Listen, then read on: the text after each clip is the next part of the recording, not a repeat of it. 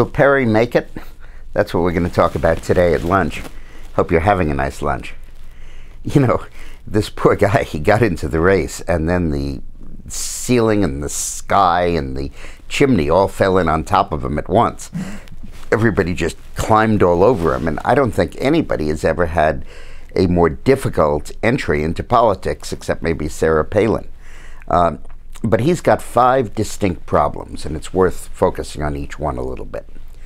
The first one is the senior citizen vote. Pretty large in a Republican primary, about 15–17% of the vote.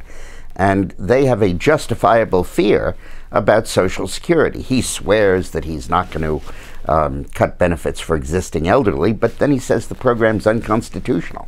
Well, if it's unconstitutional, it shouldn't be there. And that's going to be of great concern to the elderly. The second problem is a little derivative of that.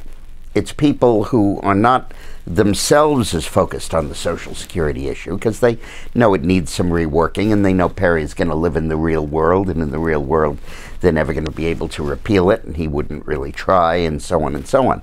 But they're worried about handing Obama an issue. That's the category I'm in.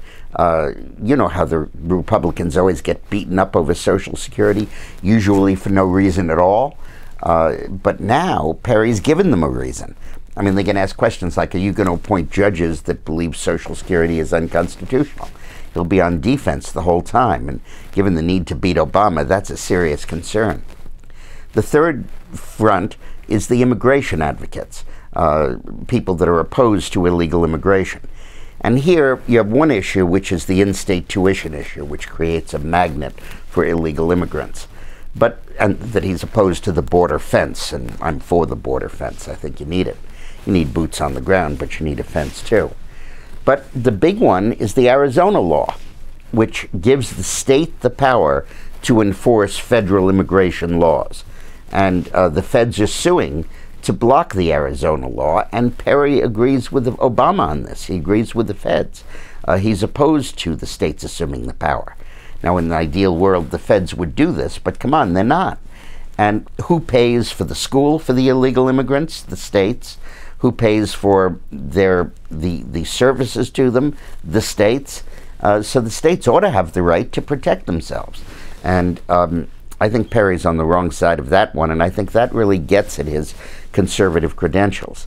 His fourth front is, of course, with the evangelical supporters because of his support for the papillomavirus vaccine, which was, as you know, given to 12-year-old girls in Texas without their consent, without their parents' consent.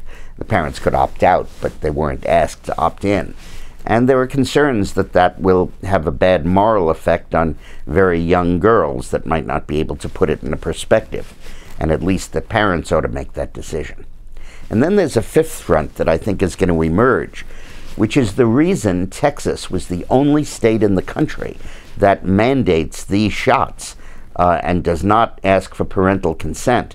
No state mandates the shots, D.C. and Texas, is in part because his former chief of staff is the lobbyist for Merck, which gave him $30,000, by the way, not $5,000.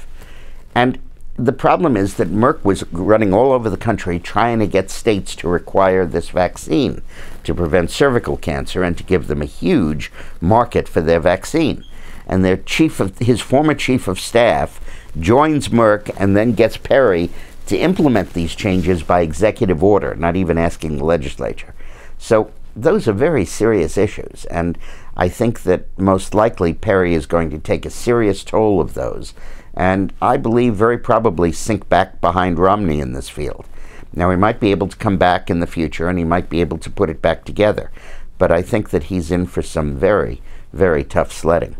And this is all part of the process of vetting a candidate before we run him in November. It's a healthy process, ultimately, and we need it to proceed. So have a nice lunch.